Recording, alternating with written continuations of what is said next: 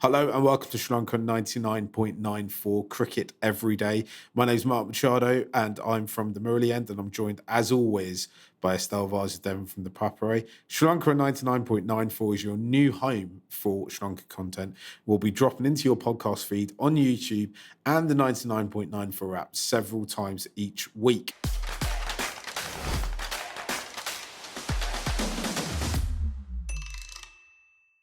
So please do rate, review, and subscribe. And thanks for joining Cricket's Conversation. Estelle, today we are talking about domestic Sri Lankan cricket. We're talking about the Major League tournament. It's Sri Lanka's long form domestic tournament, and it was recently won by the Colombo Cricket Club. Lots to talk about in this, including the players the outstanding players in the tournament, and what the future of this tournament might be, and also, I suppose, to a degree, what's the point of even playing it, right? Yeah, I mean that's I don't know what to say about that. I know your opinion on Test cricket for Sri Lanka, but 25 tests in the next 5 years. So I don't know, what these guys in the end, what their performances mean. Big picture, international cricket. There was lots of great performances in it, though, right? So, right, actually, what I'm going to do is I'm going to outline what my opinion is about Test cricket, and also, I suppose I should state that this is my opinion, not the opinion of the Kimberverse, not the opinion of 99.94, and not the opinion of Stell or anyone else in Sri Lankan cricket, because I think what I'm going to say, you need to know the prism that I looked through for it to maybe make sense. Basically, I just don't think, if the rest of the world is struggling to come and play Test cricket with Sri Lanka, well, let's be honest, there is a huge appetite to play Test cricket, but if the rest of the world don't want to do it, if we're going to end up with 5 tests a year, which I actually already think might be slightly out of date already, because I think they might end up playing more tests next year, then just what's the point of doing it? That said, though, I mean, 3-day, 4-day, 5-day cricket is a beautiful art form, and I suppose in some degree we need to keep playing it. You know, some of the oldest matches in the world, oldest cricket rivalries in the world, are built around long form cricket, right? Even all the school big matches, it's about the longer form of the game, which almost always inevitably ended in a draw. But that's the thing we're most looking forward to, right? Let's look at the final briefly between Colombo Cricket Club and Tower Union. That ended in it was awarded to Colombo Cricket Club, but effectively that ended in a draw as well, right? They weren't able to get a result. Yeah, I think, how much did the two teams get? I think across the board it was about 1,200 runs. Yeah. So not the ideal final. Very, very, very batting friendly conditions. I think we saw about 4 to 5 centuries in that game alone. So yeah, not the kind of final you'd want. Not a type of, I mean, game that would encourage people to watch or whatever. So yeah, that was a disappointing end. But CCC, of course, one of the top teams in the competition, despite not having some of the players who are currently on national duty, were able to take home the title. My opinion on Test cricket is, I mean, I just wish they played more. Yeah. It's really sad for players like Karunaratne and players who are really good at that format. And I think Sri Lanka also seems to kind of do better in the longer format, at least at home. So that's a bit disappointing, because I mean you've got, but then again, when you look at stuff where England is playing 45 tests, where your Sri Lanka is playing 25, and then your players are judged on the same level. Or Joe Root's made Yeah. 2,000 runs in this cycle. Well, yeah, he's played double the amount of test matches, right? And that's not to say he hasn't played well, but they're not on the same level, right? Is someone like Dimut Karunaratne, at least in the previous years. So it's really disappointing, but I think it's almost an inevitability at the moment that particularly in the smaller nations when there isn't much of a commercial advantage, a financial advantage to playing Test cricket. Whether we will see it last for much longer than the next 10 to 15 years. I and then I suppose if we're talking about the major league tournament, we need to talk about first class cricket in Sri Lanka. Sri Lanka, I think, is the only Test playing nation which has a system where it's more akin to kind of English football or rugby, where it's a pyramid esque system, I suppose, where anyone in theory can start a club and aspire for first class status. It isn't cut up into counties or states or like it might be in other places. And that's why we've got a first class tournament which has 26 teams in it, which is huge compared to almost anywhere else. I mean, in England, they're talking about the 16 counties and they're trying to get them cut down to around 10. The Sheffield Shield has what, like 8 teams in it, I think. Obviously, India is exponentially bigger than Sri Lanka, so the Ranji Trophy is has been expanding over the years as they get more people involved in it. So maybe it's not really fair to compare it to India, but can is it viable to have 26 first class teams in Sri Lanka? I I think, look, it's not ideal, obviously, and I think a lot of people have spoken about it, and a lot of people know what the issues are about it. But there is a plan to water it down and kind of get, not water it down, sorry, to kind of trim it down to fewer and fewer teams over the next 3 years, which was, I believe, a plan brought in by Tom Modi when he was director of cricket. But 3 years is a long time in Sri Lanka cricket. And I mean, plans change very quickly. So we'll have to wait and see. If that happens, I think that'll be great for Sri Lanka cricket. But again, you've got to wonder, like, what's the point at the end of the day? Because, I mean, what is the incentive these players have at the end of the day if they're not aspiring to be, or no, if they don't fit into the shorter formats? Is it a viable career anymore? I don't know. Yeah, Test cricket, is it?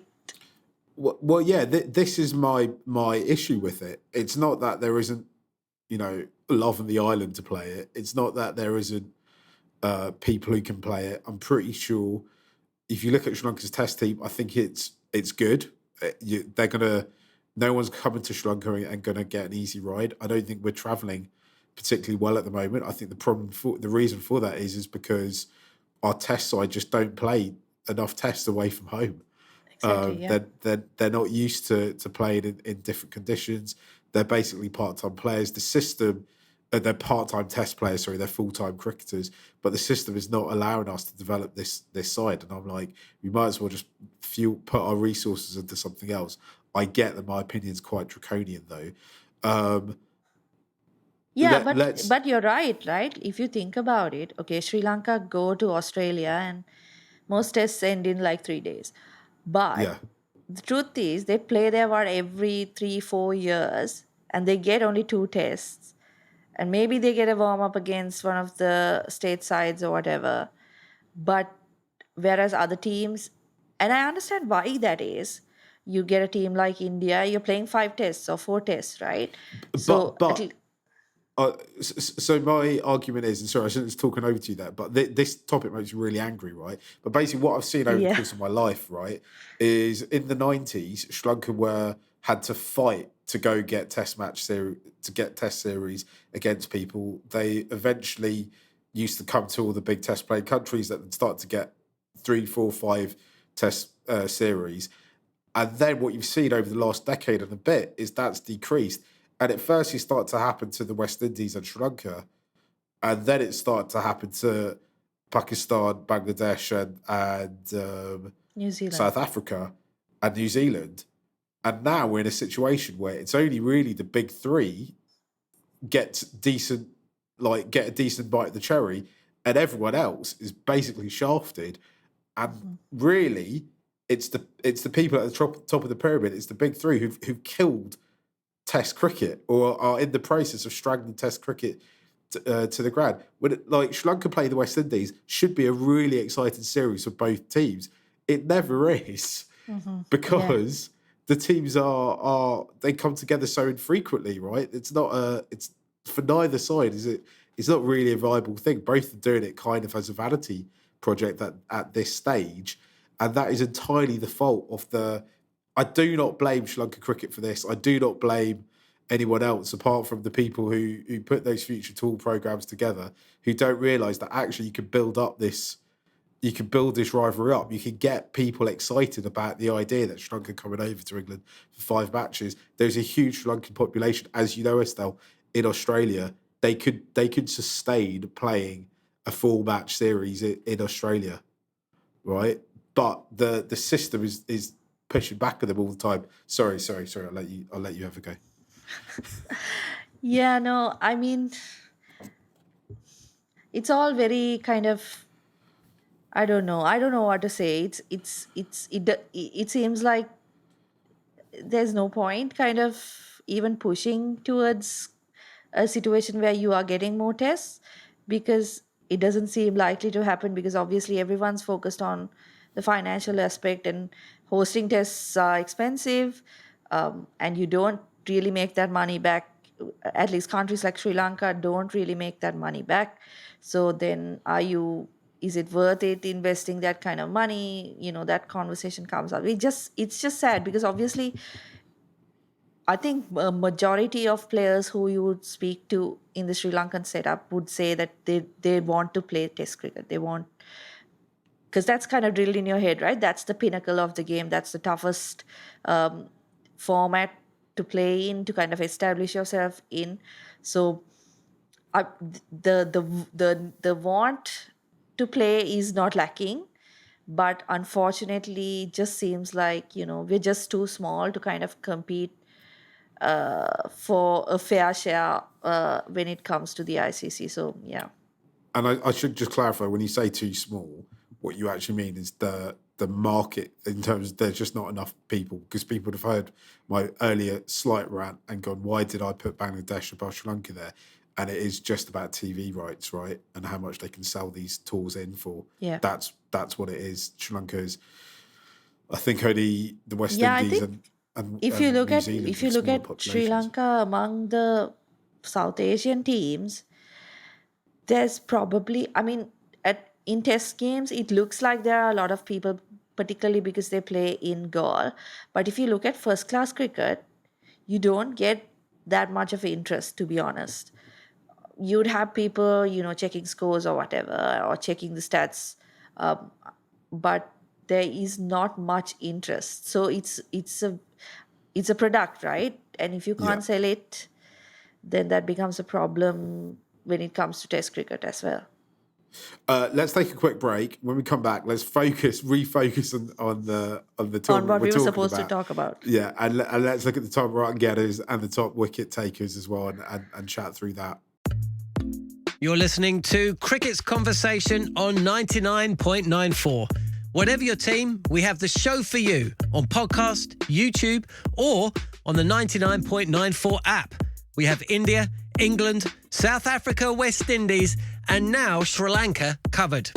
If you want to find us, the best way is to follow us on social media at 9994DM by downloading the 9994 app or Google 99.94 on podcast. We speak cricket. So Estelle, let's talk about the major league tournament. Let's talk about the standout players. Nishan Madushka was the top run scorer. He's been involved at the development side, the Sri Lanka development side. I saw him bat in England when he came over here last summer. He's somebody that obviously is highly rated by SLC, otherwise they wouldn't take him on all these tours. He seems to from what I've seen of him, he plays lovely cricket. The question for me I'm slightly unfairly, you're going to have to be the one who's going to try and answer this, is if Sri Lanka have 25 tests left, where does he go with it? Does he now try and like, I don't know, change his game slightly so that he puts himself in contention for the white ball team, or does he maybe try, I don't know, get a contract in Australia or the UK and build his careers there? Or should we not even worry about that as podcasters, as journalists, and just enjoy him while he's just playing cricket in Sri Lanka? Yeah, I think that last option is what we should go for, because you never know, and you can't. I mean, I'm not saying that I know anything about Nishan Madhushka's plans for the future, whatever, but you can't blame a player if he does choose to move, right? Because Yeah. like we discussed, if you are going to play Test cricket, then your opportunities are so few that you have to ask yourself whether it's worth investing your time and energy and etc. Just on his series, or on his tournament, 500 650s in 15 innings. Yeah. Pretty He's a incredible, serious I talent, think. isn't he? Yeah, I think there was a triple hundred as well included in that. So he just, I don't know what was, I mean, what was going on, but he seemed to have really found a purple patch.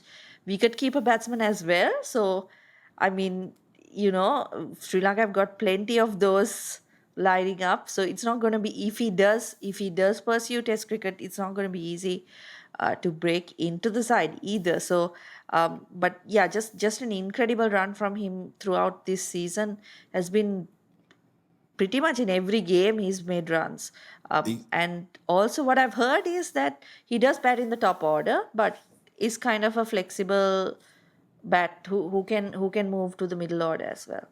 he did get runs in England as well. I think he's got the record for the highest innings ever by a Sri Lankan in Canterbury, which sounds like, oh, that's a pretty niche record. Except you've got to remember, Aravinda de Silva played there. I think he played 2 seasons in the mid-90s, and he's just about the greatest Sri Lankan player to ever play for Kent, or he is the greatest Sri Lankan player to ever play for Kent. So actually, that's quite an achievement when you think about it. And when you hear about that, you wonder. And the other thing I will add as well is I do think that possibly there might be some spaces in the test side that need filling. He's very young; he's still in his early 20s, I Yep. think. So Yep. he could be an option there for Sri Lanka for their next 25 tests that they've got over the next 5 years. So yeah, hopefully, all the power to him, and hopefully he goes on to fulfill his ambitions and whatever they may be, and is able to Yep. express himself in the cricket field for as long as possible. A couple of other names stood out to me. That was Kamindu Mendes made runs. He is becoming, I think, it's becoming a slight issue, right? Because he's doing a lot of good stuff domestically. Whenever there's a domestic tournament, he's standing up almost in every format, but it's not really translating, at least at this moment in time, to opportunity. And when he's had opportunity, he's not been able to translate it to success in the international jersey, right? Yeah. See, the funny thing is, so they did try him in limited overs cricket. That's where he kind of made his debut. And of course, he everybody's first thought when you say Kamindu Mendes is this ambidextrous bowler, right? Yeah. But he is a very, very good bat, and I think he's technically a batting all rounder. And just like you said, the form he's had in domestic cricket and Sri Lanka emerging hasn't really translated to international cricket until that first and only test he's played so far against Australia. I covered that test in Gaul, and he just looked like so at home. It was almost like even is similar kind of situation to Pathum Nissanka, who just looks like he was born to play long form cricket, right? Kamindu Mendes looked so good in that game. I think he got a half century. He looked like he had all the time in the world to play the ball. And I will add, Gaul International Cricket Stadium is like home for him because he's played his cricket at Richmond College, right? He just looked so good in that game that you kind of forgot all the bad stuff he's done in limited overs cricket. He hasn't done anything in limited overs cricket so far. He hasn't really lived up to that potential, but in that one game he looked really, really good. He looked like he was ready for international cricket. So I'd be very, very keen to see him in the playing 11 when Sri Lanka do play another test. I think it's March against New Zealand. Yeah, So I tough think so. conditions, no test cricket for about a year, then you go to New Zealand and play in those kind of conditions. So it's not going to be easy. I don't know whether he will even fit in because obviously that test side has a few different names from the limited overs side to be added. But another one was also Sadira Samaravikrama, Yeah, who made a century in the final. Uh, Guy who who's been like spoken about for years before he made his debut. Had a decent kind of start to his international career, but hasn't really found a place in the 11.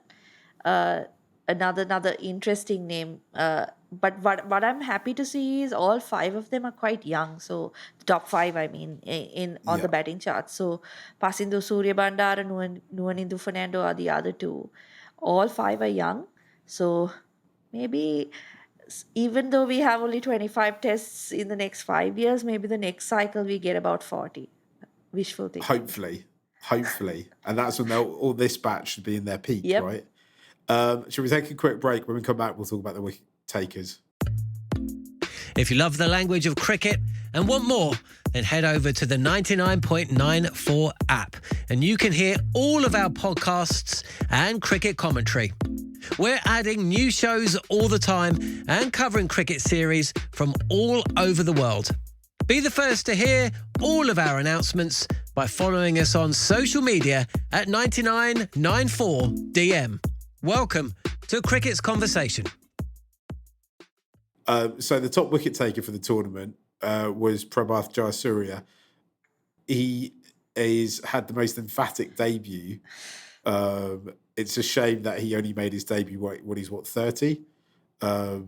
He got 67 wickets in 19 innings, which is ridiculous. I don't know what there is to say about him other than he's obviously a prolific talent, and it's a shame he hasn't played more tests. I suspect, at least for the next couple of seasons, he is the main spinner at home until the selectors change and maybe depending on what school you went to, someone else comes into favour at least. But yeah, he's emphatic and he takes wickets. What more can we say about Prabhath Jayasuriya, Estelle? Yeah, everything you said, but also add the fact that the top 10 wicket takers in the entire tournament are all left arm spinners. So he's got plenty of competition For sure. Yeah. coming into the next test series that Sri Lanka have, because it seems like everybody's bowling left arm spin. Do you have any, what's your opinion on why that happens? That's incredible, right? To the top 10 wicket takers are all left arm spinners. So my opinion would be is that the reason that happens is because until you get to professional cricket, it's pretty rare that you come up against a left-arm spinner, right? But that is totally from an English perspective, and outside of England, that just doesn't happen. So I don't think. Yeah, see, I assume all of these guys have come through schools cricket, right? Yeah. So. Yeah.